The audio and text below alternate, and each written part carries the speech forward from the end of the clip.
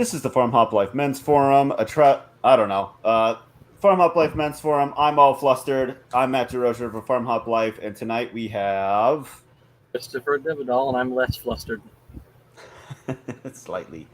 What is your thing? What is it that you do, Christopher? I'm working on secure coop, secure farm, all Nice. sorts of automation for the backyard gardener farmer guy who wants to take a break every now and then. Oh, hey, look at that. We got Long Story Farms. All right. Hey man, how's it going? Welcome, Long Story. Thank you. Holy smokes, there is some noise. There is some noise there. Wait, who's got the noise? I've got my earphones on, so it's probably not me. All right, it's less so now. Okay, cool. Get my hat straight. So the topic tonight is do hard things. But before we start, let's share some personal events. Chris, why don't you start?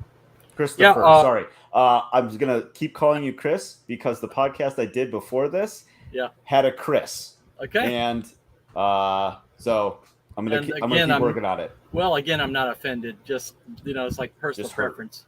Yeah. My personal noun is Christopher. Personal noun. Nice. And so just there's a long story. Hey, just wrapping up, setting up my database servers and my web servers, and now moving forward on redundant app servers.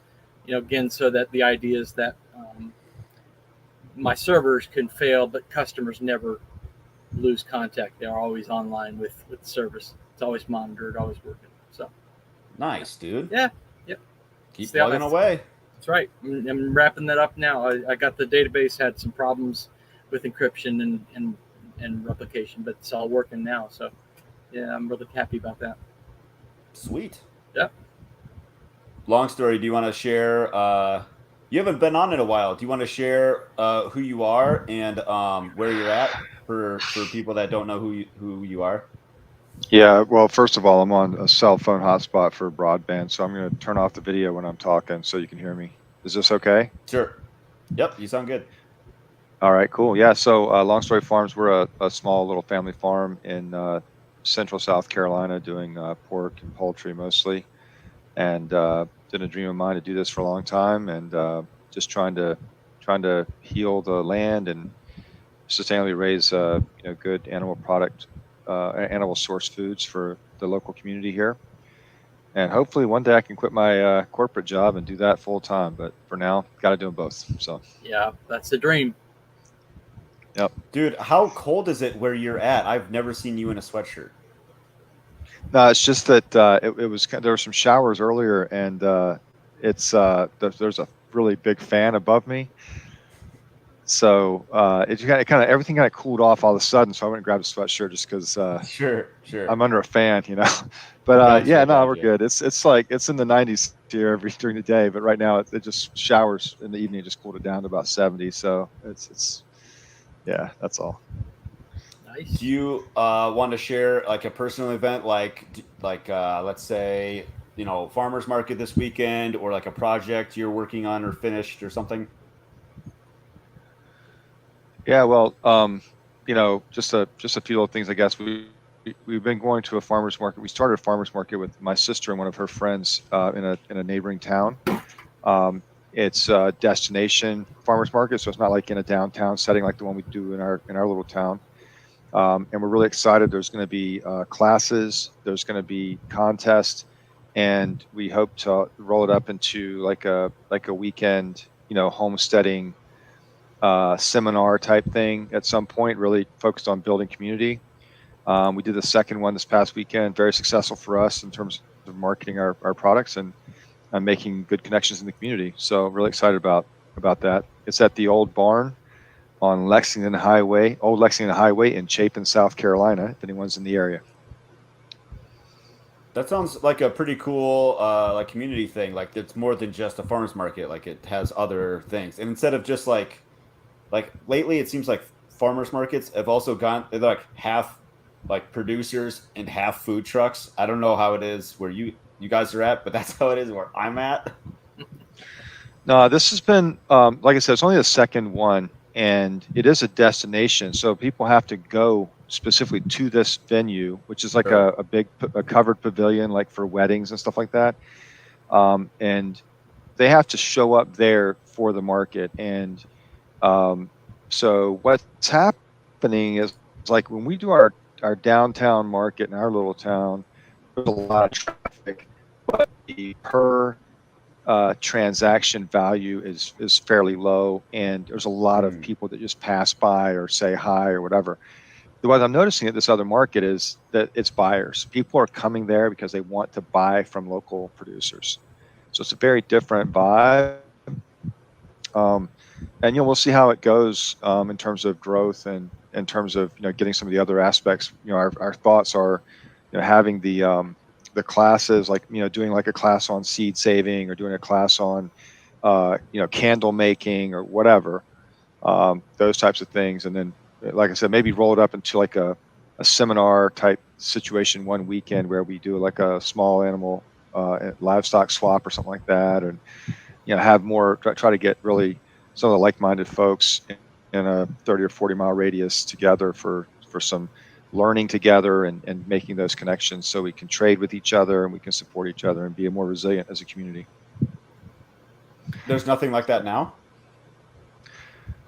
There are some events, but they're generally held in like up in the Greenville area or in the Columbia area. So they're like centered around the city, and we were trying to get people from this area, from within, like I said, 15 or 20 or 30 miles, to kind of, to just meet those people and get them together in one spot.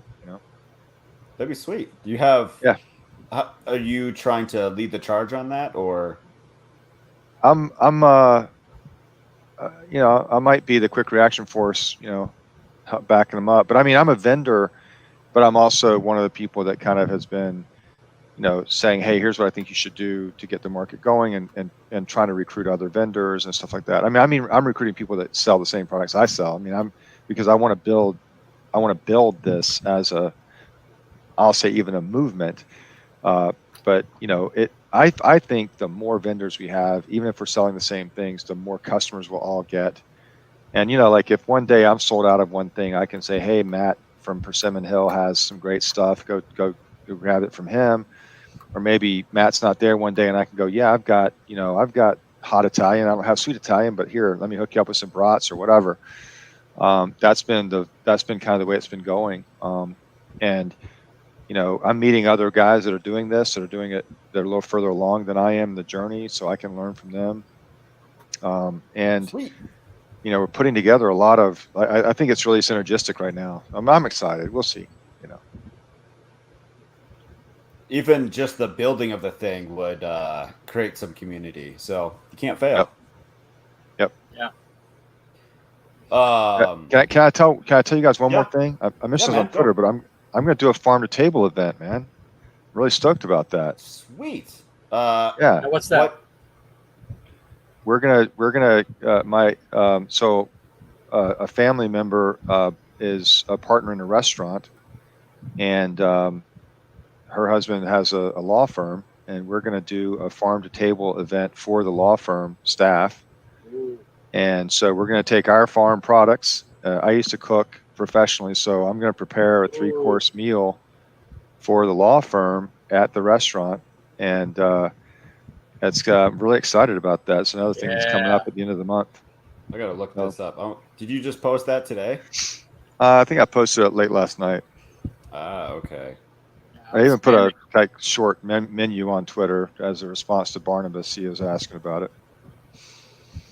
I'll have to look this up a little bit later. That's super cool. Okay, just lined up a farm to table event for a law firm. That's awesome. Nice. I didn't see that earlier. I'd like to see more of that. I don't expect to see you. I don't expect you to see every tweet I make, Matt. That's okay, man. Well, I don't know. I need to retrain my algorithm or something like that, so like I can see all the good stuff instead of just all the infighting in our little Twitter corner. Yeah. So this weekend, finally brought my daughter home from the NICU after almost 7 weeks. Right. Yeah, thanks. That was intense. Yeah. Super emotional. I think I think I did all the crying. My wife, I don't think did any of the crying, but that's okay. Um, so we introduced Lila, the newborn, to my 2-year-old Milo, and he's like curious but hesitant. So he goes up to her, just kind of like cautiously, looks at her for like a second, maybe two. Like she needs a nook, and like just ran off to go find a nook for it, and like that, I lost it. I was just like, oh my gosh, that's so sweet. Yeah, he's been so awesome already with her. He still likes to get rowdy around her, not with her, but around her, and like so that we're kind of learning, like teaching him that, like, hey, look, like I know you just tried to get on the couch, but you also kicked her in the leg or whatever. So like, be mindful, and so that'll take some time, but yeah, we're all home. Is Lila going to make an appearance tonight? No, no, Okay. she's asleep. Yeah. Maybe Feel one of bad. these days I will just do it off my phone on the couch, Yeah. with a baby on my chest. Um, that would be something. Yeah. Super crappy audio quality. And then not hospital related or baby related. Uh, I got a I got a text this morning as I'm like feeding the chickens, ready to go to work. Hey, can we do your fence post today? Because I had inquired. I was like, hey, I want these fence posts like pounded. I'll do the rails or whatever, and I'm not digging them, because I did tried that with like my chicken run, and it took me like all day to do 6 posts. Mm, So you just hit rock brutal. after rock after rock and blah blah blah. Yeah. And so they knocked it out this afternoon, Mm, and I'm like super stoked. I posted it on a couple of different like social media accounts, and like it's gonna look awesome. good. Pretty pumped. Yeah, that we have a lot of clay here, man. I have an auger on my tractor, and the tamping down those posts, oh, that's just excruciating. Takes forever. Yeah, sometimes even like a post pounder won't get through some like hard pan stuff of Yeah. clay. But thankfully I didn't have that issue. Some of them they were pounding them in and they just like stopped, and so they just had to like cut off the top and kind of shape it a little bit to get it to blend in. But I'm looking but at the yeah, picture now. Yeah. yeah, it looks sweet. I'm excited. Going to be some big exterior changes around me. So um, well, let's get into the main topic. Do hard things. So this came up from my interview last week, um, with his handle is Tornado Nate on Twitter, and I don't even remember what we were talking about. I was taking notes of like little things he was saying during our chat, and one of them was just like do hard things. I'm like, I like that. We're talking about that, and I invited him and like obviously a bunch of other people, and so maybe he said he could maybe make it. But anyways, I was like, well, that could mean like 100 different things, right? Um, Obviously the first thing that comes to mind when you think of like do like hard things is like physical, like I've gone rock climbing. I'm not like terribly good at it. I've gone a couple times. I like hiking and like mountain climbing and stuff like that. So like that would be like something like physical. What's like what's what's some physical stuff, like physically hard things that you guys like to do or have done? How about putting 6 posts in the ground for a chicken run? That was hard and stupid. Yeah. Yeah, there's hard and then there's hard and stupid. That's true. Yeah. Yeah, I like backpacking. I like, a 3 or 4 day trip, where you're carrying your stuff, and I like that's one of the things I Same. really have enjoyed quite a lot. When was the last time you did that? Last time was when we were in Chile, so it's been a few years. We got back about 5 years ago, so Mm. haven't done a big trip in a while. We've done a few little camping trips, but nothing like that. You're overdue. So, yep. But I took my kids. I want to be on here for this topic because I just love it. it's one of the things like, my kids did a 4-day backpacking trip in Patagonia. And, to watch them do, about 10 miles a day for 4 days, that's pretty cool. Youngest was 11 at the time. Whoa. And he carried his gear. I mean, I was carrying the food and half the tent. My older son carried the other half of the tent. But basically, my daughter, and two of my two older boys, we did it, the W at Torres del Paine National Park in Chile. It's awesome, and it's a great feeling of accomplishment. And I think my daughter was like, I don't want to do this again, but still this feeling of like, I did this. That's cool. That's cool. That's Yeah. great. I'm looking up the W in Chile. Holy crap! Are you serious? Yep. This looks wild, man. Hiking the W track. Wow. Crazy imagery. Yeah, some cool wildlife that you've never seen. And I got back from the trip, and a friend of mine goes, "Hey, did you see any pumas down there?" And I was like, "No, I didn't." He goes, "Oh, they saw you."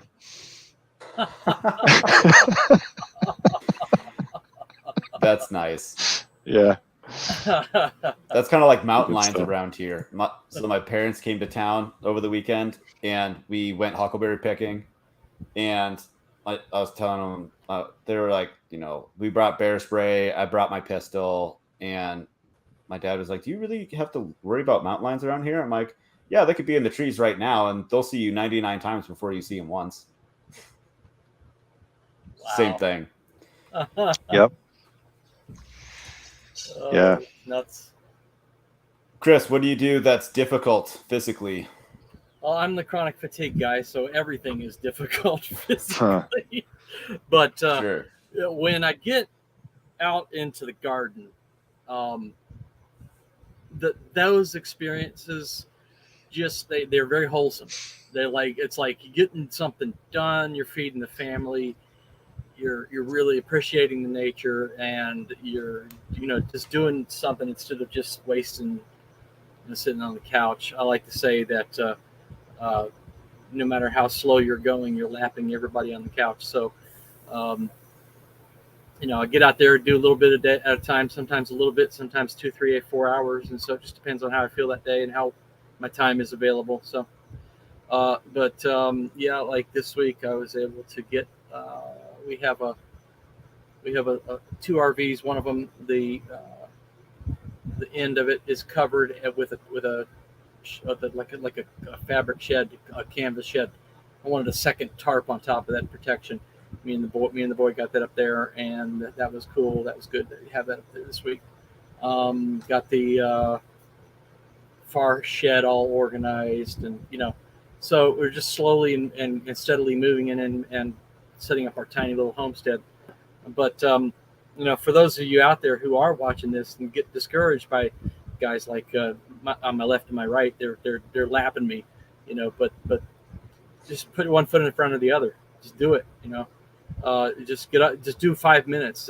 You don't have to commit to 4 hours. You just say, I'm just going to do 5 minutes. And then that often turns into 5 minutes goes into 20 and gives us into 40. And then pretty soon you're out to 2 hours. So it happens.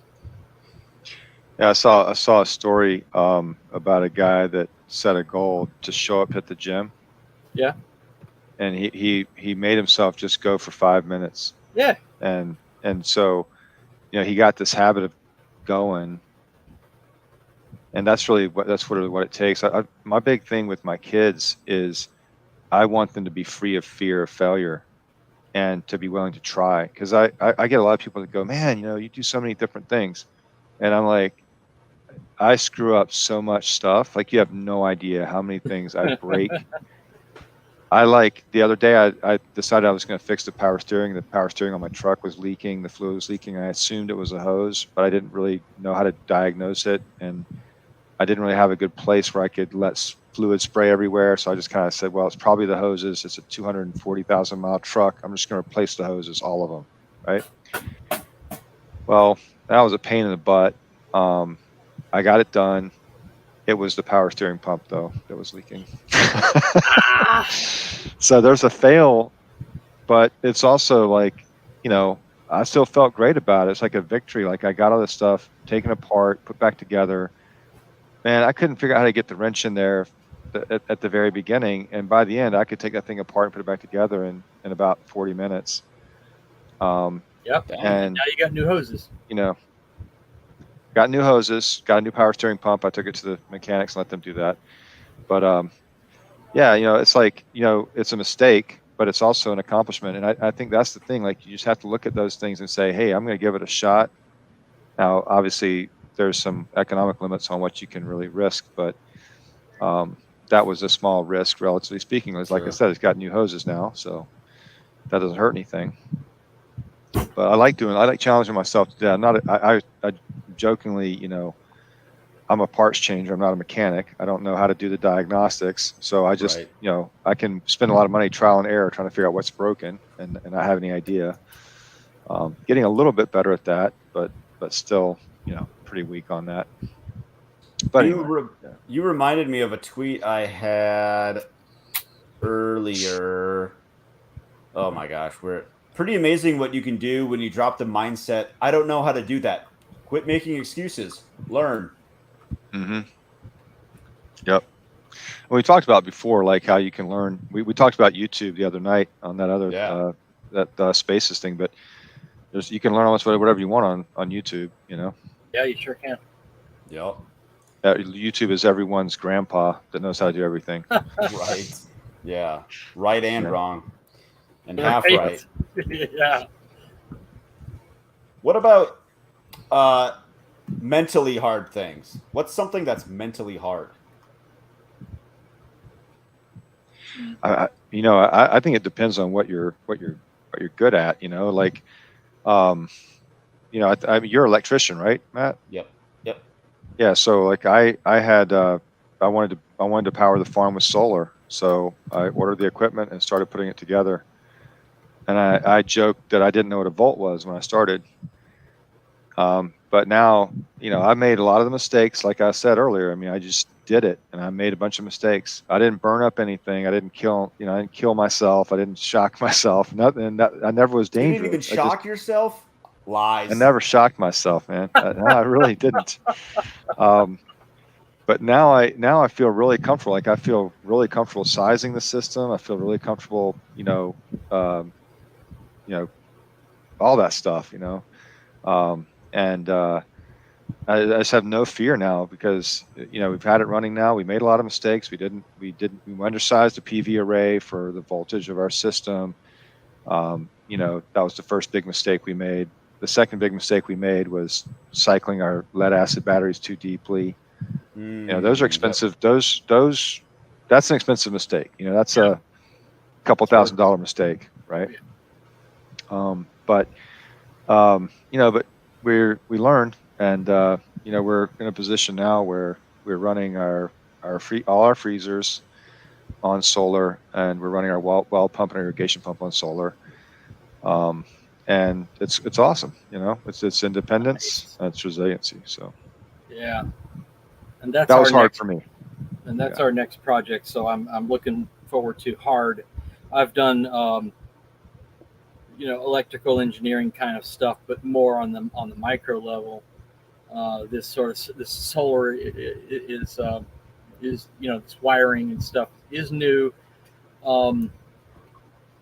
but I think I got grasp enough of the concepts to not get shocked and get the system rolling. And when I'm all done with it, we've decided to talk with my wife, and we're going to set up a sleeping porch underneath the solar panels, so that if we should have because it's hybrid solar, it's half on grid, half off grid, and should we have a power outage at night, the solar won't power the lights and things, and that was a trade off, a choice we made.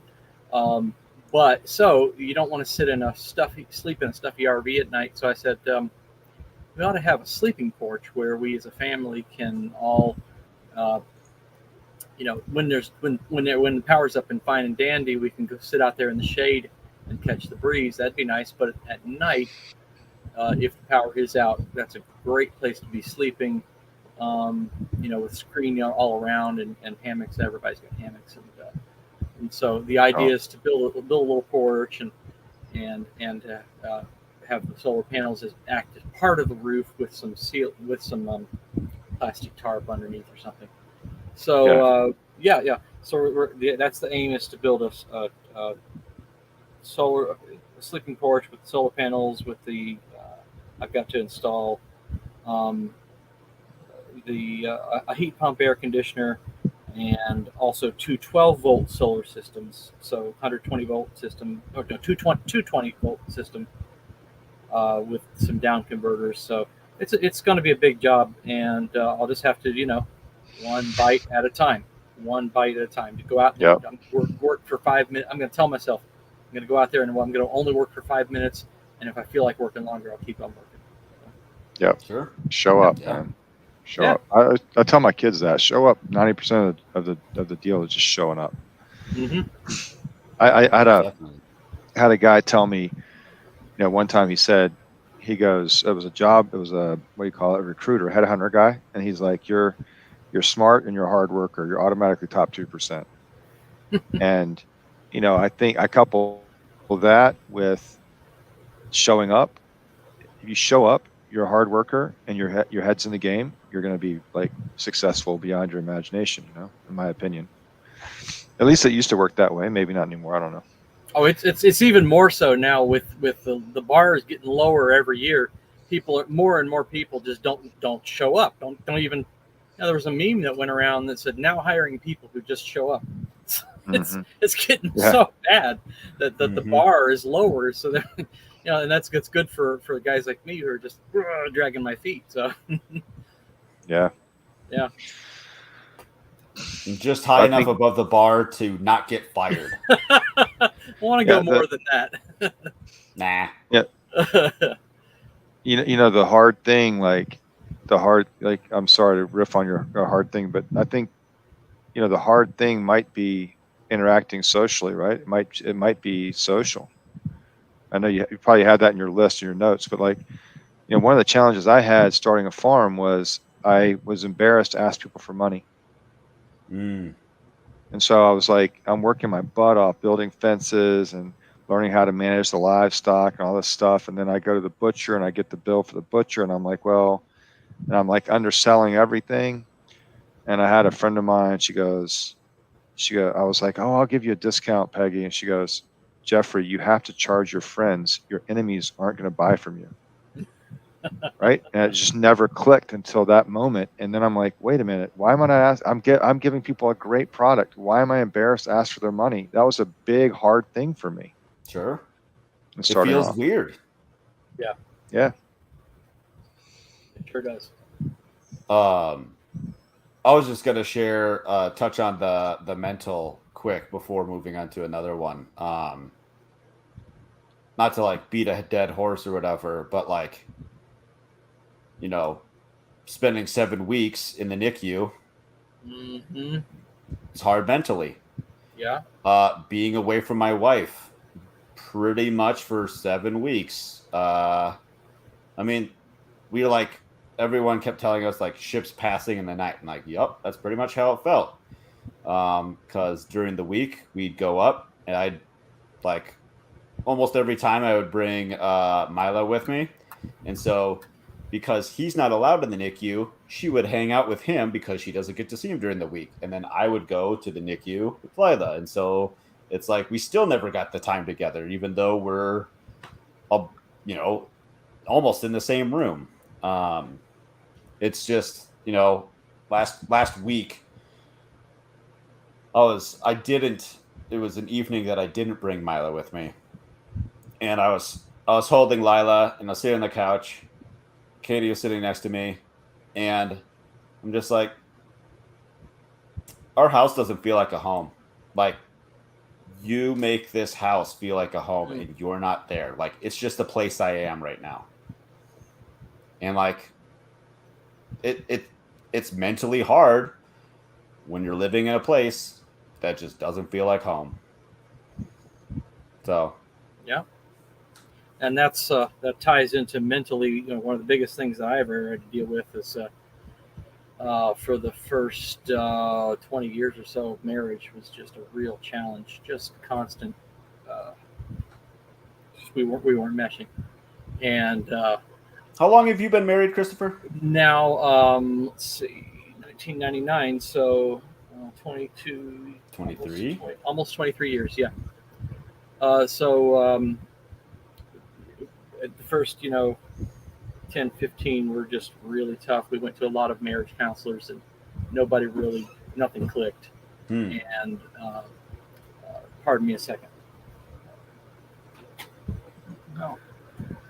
Jeffrey, how long have you been married Sun to your coming in wife? here. Yeah, 26 and a half years at this point. Yeah. Dang, I'm the young one here. We just hit 5 this year. Yep. But yeah, like it's a lot of work to it really helps to communicate like everything. I don't know how you guys like kind of found your stride, but we just have to be like willing to communicate even the hard stuff. Instead of like, oh, they're not really gonna like this, so I'm just gonna like keep it from them. That doesn't work. That never works. Like you gotta sometimes give bad news. I always tell people, like, I think one of the hardest things to do when you get married is to learn to fight. And what I mean by That's that true. is you're going to have big disagreements, and you've got to be able to have the disagreement and keep that disagreement as close to the scope of the original disagreement as possible, and then be like, I love you, Yeah. Whatever, and I mean, I don't want to be vulgar or anything, but kind of like you have to learn to love makeup sex or whatever you want to call it. You've got to be able to fight, and then be like, okay, we had to fight. That's great. Now let's love each other even more. Yeah. And Yeah.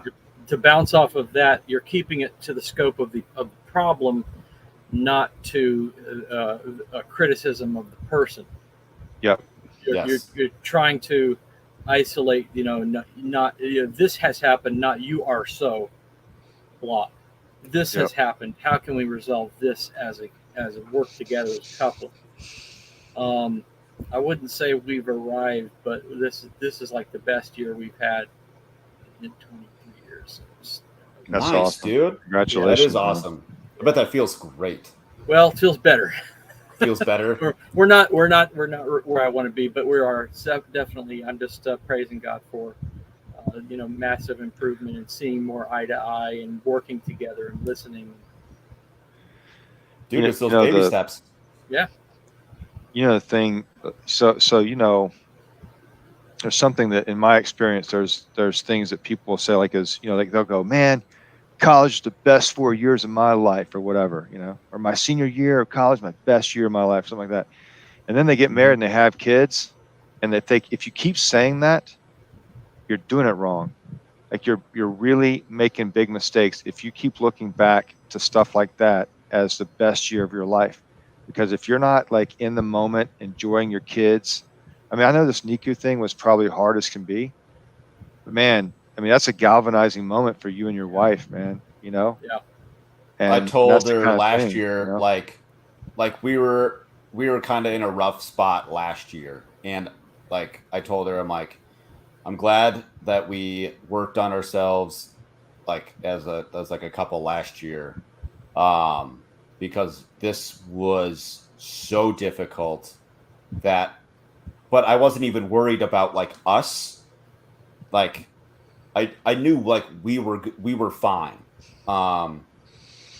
because we had done the work the year prior. Like I couldn't imagine going through this and try to like improve our relationship at the same time. That would be like, Yeah. are you kidding? Yeah. That's a recipe for a disaster. That'd be brutal. Yeah.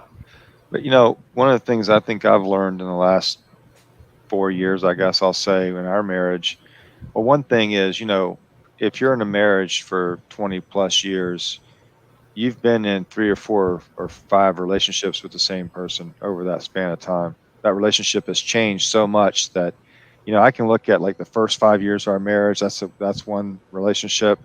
Then there's the next, 6 or 8 years. That's another relationship. Like there's our relationship has changed so much. They're like different relationships.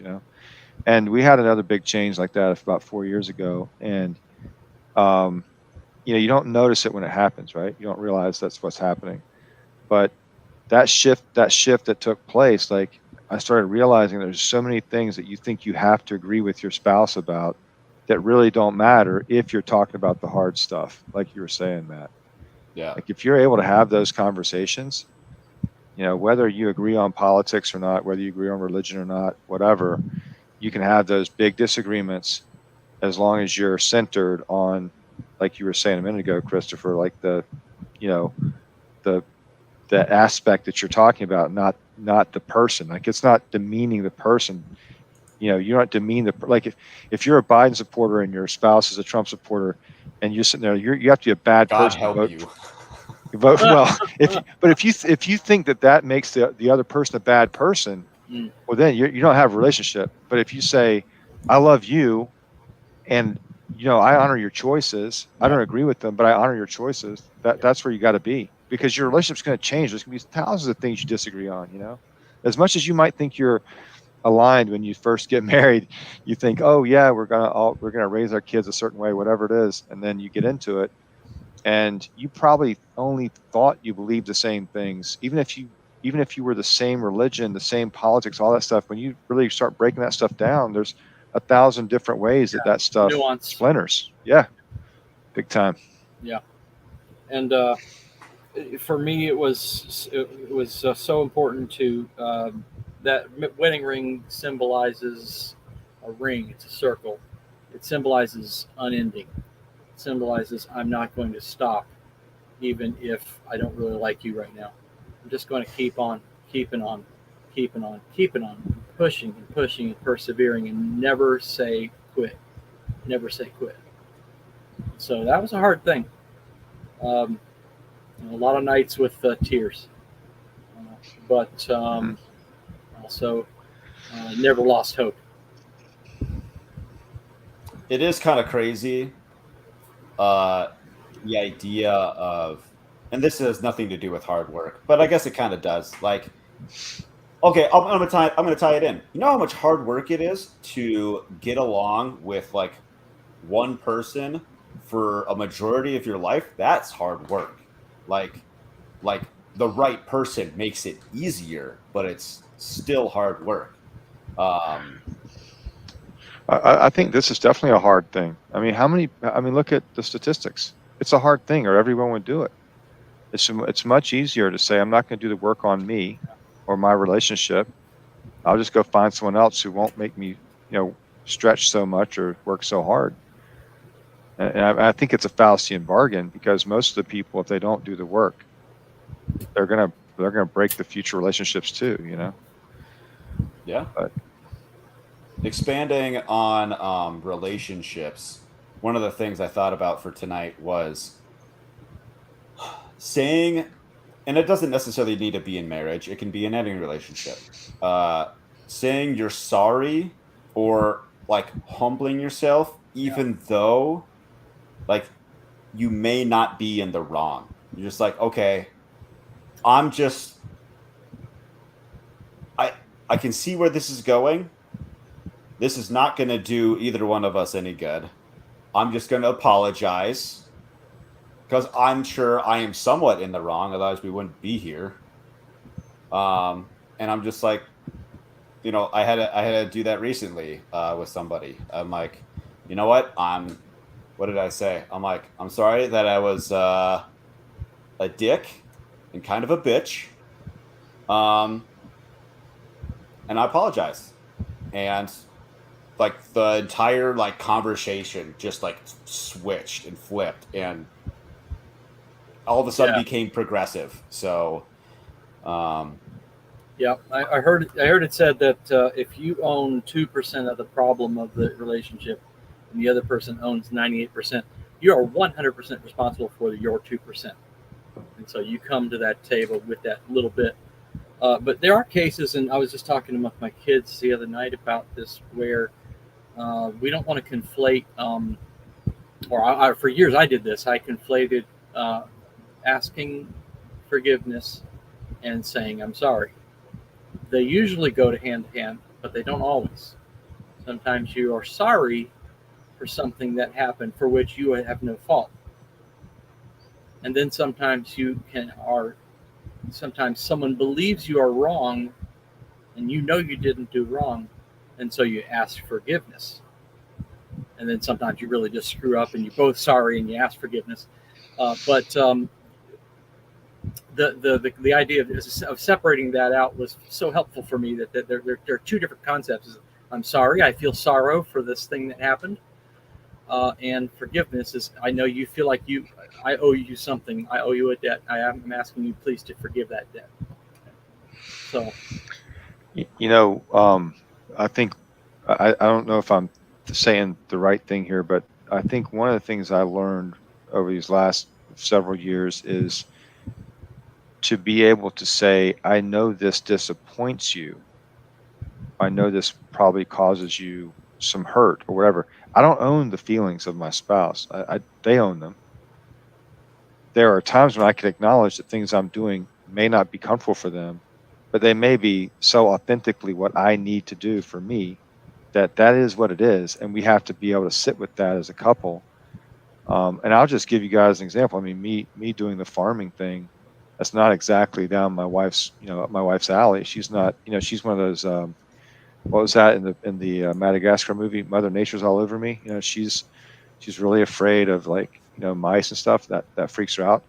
And, it's not comfortable a lot of times. And I have to acknowledge that and just have some gratitude for whatever it is that she can contribute in that regard. And she's been a really great partner. She's, especially with like the markets and stuff. But there's ways that she contributes that aren't some other ways that she could contribute, and because of that discomfort she has. And I have to acknowledge that. And even though I'm not sorry, I don't regret that we're doing this. I understand that it causes her some anguish or some anxiety, and I try to mitigate that when I can. If that makes sense. What I'm saying is sometimes we don't do the wrong thing and it still causes our partner discomfort. Yeah. That's what I'm trying to say. Sure. Yep.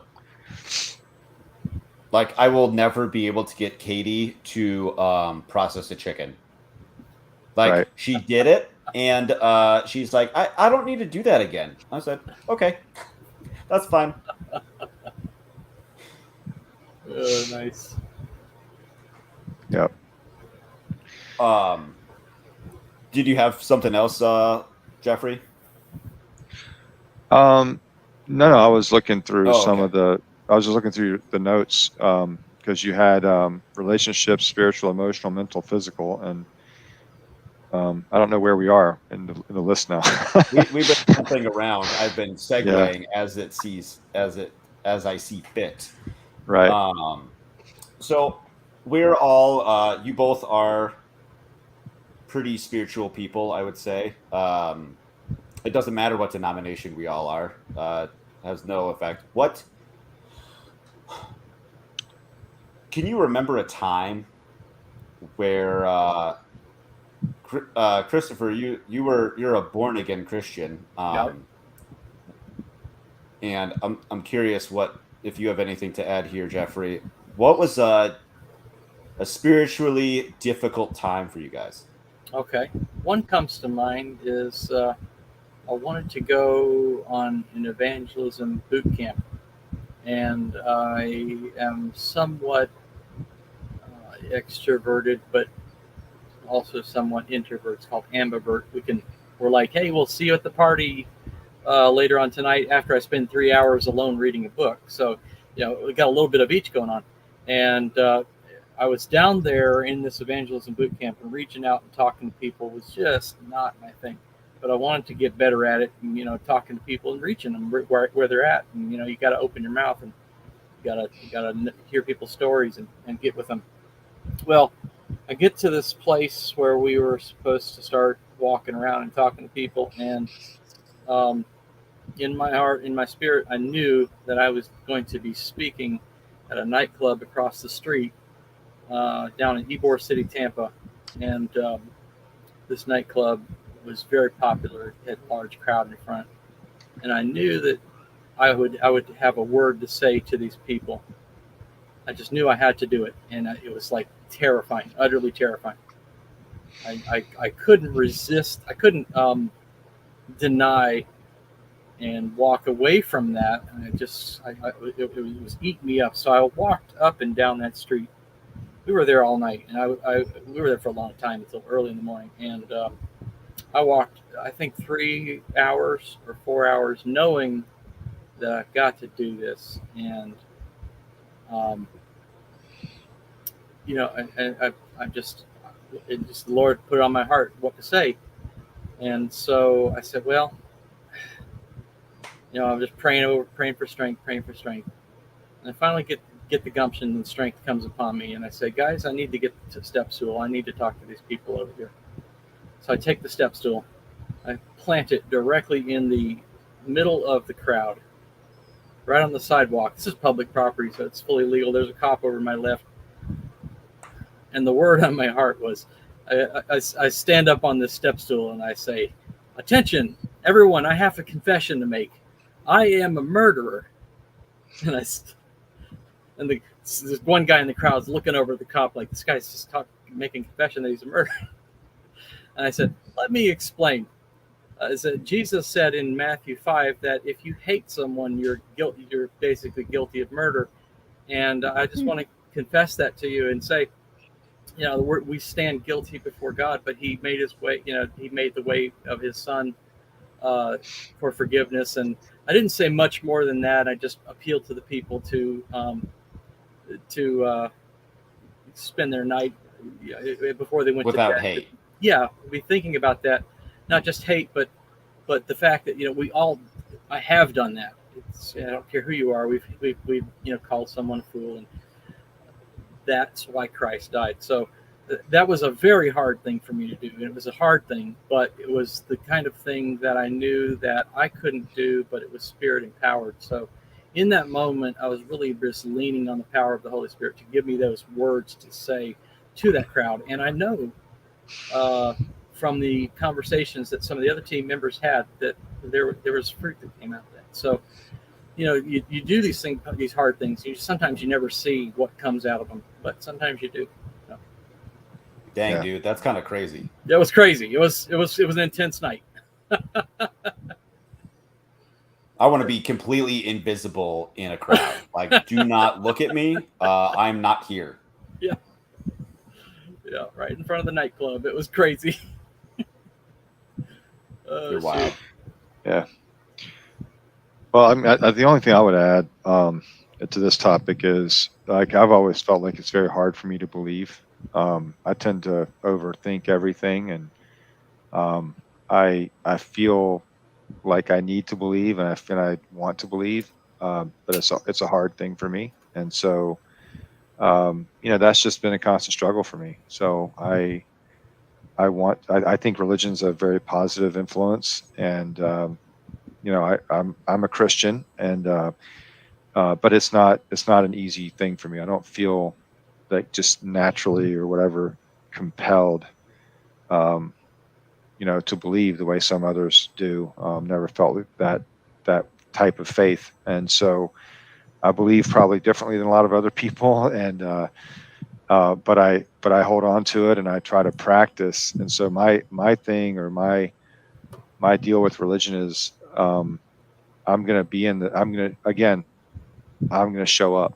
I'm going to be there. I'm going to try to help people. I'm going to try to, lift people's burdens, whatever I can do. I'm going to be there for the youth camp or the whatever, I'm just going to be there. And so that's my battle, I guess, from a spiritual point of view. It's just to try to keep that flame going, That's that pretty verse. Interesting. I was going to say, it reminds me of that verse where the guy is saying, I don't remember where I think it's in Mark, where he says, I believe, help my unbelief. Uh-huh. Yeah. He's walking up to Jesus. He's talking to Jesus, I Right. believe. I believe. So, God appreciates it when we're honest with Him and not hiding stuff.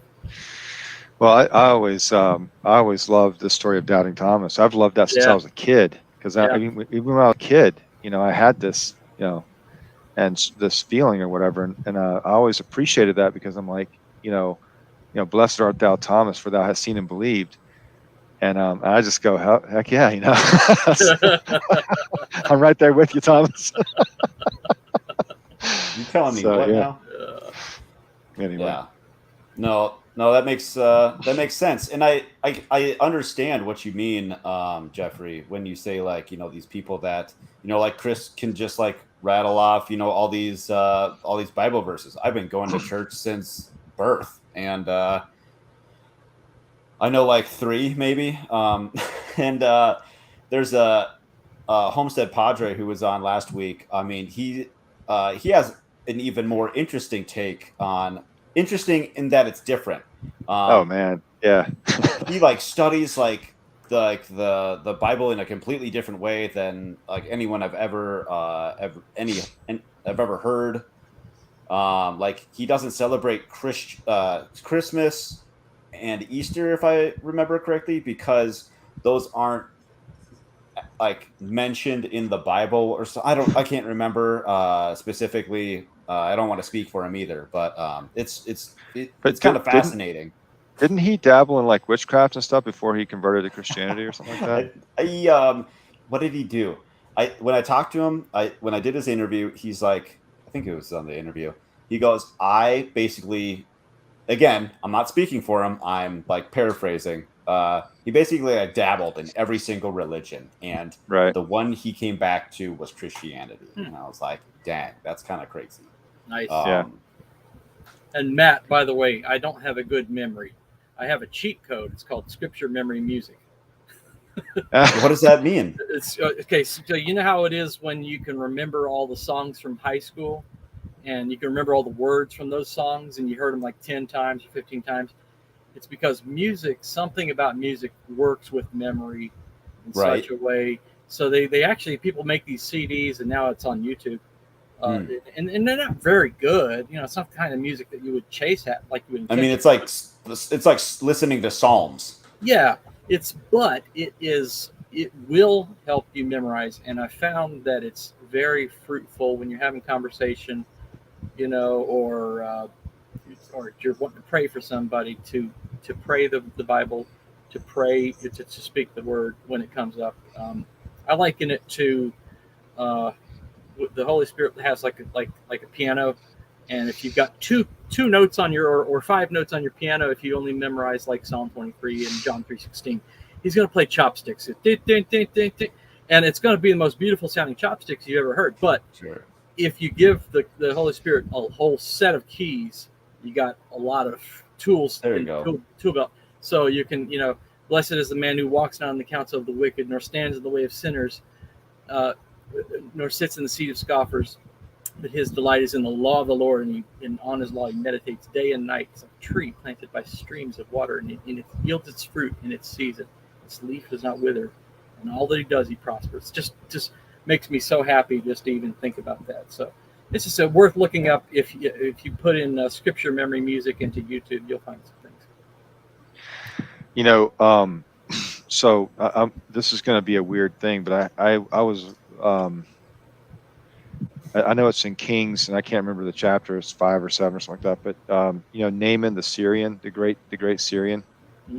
So, like, one of the things about me is I don't really take a lot of these stories very literally. I think of them more as like a wisdom literature, and I like the way the Jewish people approach the scriptures, where they're kind of like looking for meaning, and interpretation is kind of a thing to be discussed and debated. I really enjoy that aspect of the way they approach the Hebrew scriptures in particular. But anyway, so the Syrian, he's cured of leprosy and everything, and he wants to pay the prophet, and the prophet's like, look, I'm not going to take anything.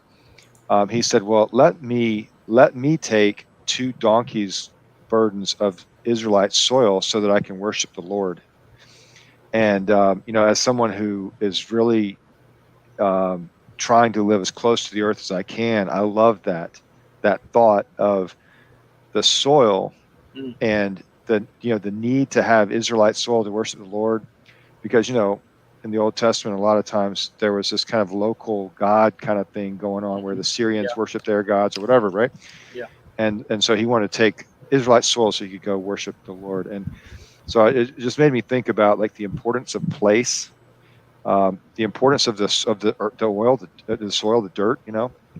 um, and I thought it was a cool story, and it's a piece of the story that people never talk about. They always talk about being cured of leprosy and how he had to just wash in Jordan 7 times. It was a simple thing, and he didn't want to do it because he's a he's a great man. And why did the prophet ask him? Great thing of him. They always talk about that, but no one ever talks about this 2 donkeys burden of soil, because I don't think it fits the narrative in modern Christianity of this idea that this one God, and that context is lost because of we don't think of in terms of those local gods that they might have had at that time. But I think it's a beautiful thing, and it just reminds me, like I said, the importance of the place we're in, like the local place we're in, and the soil. So anyway, sorry to drop that. It's kind of maybe off topic, but it's a cool story. Yeah. No, I just searched it so I can read it later. Yeah, cool. I'll share mine really quick, since we're coming up on time. And I didn't think I would talk about this tonight, but in my early 20s, I was I'll give the brief version. I was working in Yellowstone, and I was like, this isn't great. I'm gonna do something crazy before I leave. So I got up like midnight or whatever and drove south into the Tetons, and I slept for about an hour and a half in my car at the foothills of one of the mountains, Tiwanaut, which is one or two peaks north of Grand Teton, if anyone knows that area. And I just at like 5:30 in the morning got out of my car and just started hiking. Had a rough idea of a path. I mean, I knew I was at the trailhead, but after that, I had no idea. I just started going, and it was late May, so there's still like snow and stuff. And I let's see, I was I was tired of hiking, and I started like kind of like rock climbing to like get up. And I'm not wearing rock climbing shoes. I'm wearing like work boots. And I had heard a noise to my right. I look, and there's like a small avalanche. I'm like, oh, weird. That's not very good. And then I hear a noise above me. I look up, and I see snow coming over the ridge, or like kind of cliff or whatever above me. I'm like, this might suck. And so all I could do was just lean in really close to the rock, and snow was like hitting my backpack, but it wasn't like enough to like knock me down or whatever. But I like just kept going. Keep climbing. I'm still rock climbing. I kind of get in like a weird spot that I can't like turn around or keep going or whatever, and I end up like falling like 8 feet or something like that on a relatively like flattish spot. Kept going. I am climbing the ridge, like I'm hiking along the ridge to get to the summit. I can see the summit. I'm like 200 yards away, and on this ridge, I'm looking. I look to my left. I could fall down like 1,000 feet straight, like would hit nothing. I could fall down, or if I slipped and fell to the right, I mean, I would slide down the snow all the way to the car, pretty much. And the wind was just howling, and I'm just like, I was just tired and fatigued, and I honestly thought I was going to die up there. And so I like you as I think a lot of people ebb and flow in their relationship with God. And so the only thing I could think of at the time was, uh, Jesus, I trust in you. Have mercy on me. Mm. And I just like said that over and over and over as I made my way down. I never made it to the summit. I just made my way down, and then that's where. How do I show this off? I can't. How do I show this off on camera? I look stupid now. So that's where these come from. Wow. Just trust and mercy. So Yeah. That's cool. So you got those like the next day? the next day. I don't know. Probably about a year later. Yeah. So that's I mean there's like a lot more to it, but that's like that's like the gist of it, and just something that I never wanted to forget. And but yeah, that was like I had been away in faith for a little while. Not like it was gone, like, I'm not religious. It's just like just never made it a priority at the time. So I don't know. It was an interesting spiritual challenge. Yeah, it was hard.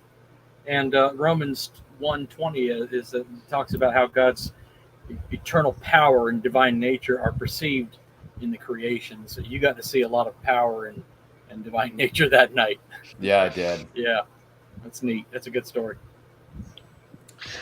Well, that's one thing about when you're young. But you mentioned earlier at the beginning, you said physically it's hard to hike. It's hard to like if I don't know if any of you fast as part of your either your health regimen or your religious practice, but fasting is hard, hiking and stuff like that is hard, and a lot of times in those extremities, those physical extremities, we do feel a glimpse of creation or divinity, and I think those are special moments.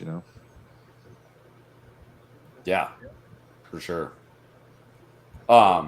Just to wrap that up, I attempted to climb that same peak a couple years later, and we got rained out. And then a couple years after that, with a buddy, we summited the Grand Teton. So I think Tiwanaut is just going to be on my list of cannot make it. It's just going to be like the for me, the unascendable mountain. Okay. It's like the holy of holies or something. It's a forbidden spot for you or something. Yeah, it's a pretty cool hike though, and but yeah. Anyways, I had talked about doing Grand Teton with my son. I even started collecting some of the gear we would need, but it just never worked out. So, dude, it's a lot of fun. One of the we'll talk after briefly. But hey, what do you guys want to wrap up on?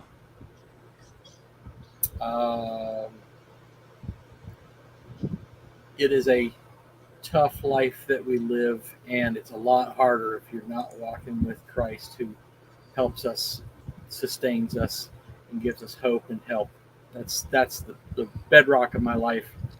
That's been the strong tower that you run into and you're safe. The righteous arm that holds me up. I need my Christ to be with me. Well said. Yeah, well, I'll take a different tack, I guess. I think that most of us are living well below our potential, and the only way we can explore the boundaries is by doing hard things. So go do hard things, and like you said, trust, mercy, count on, trust in your higher power, whatever that is, and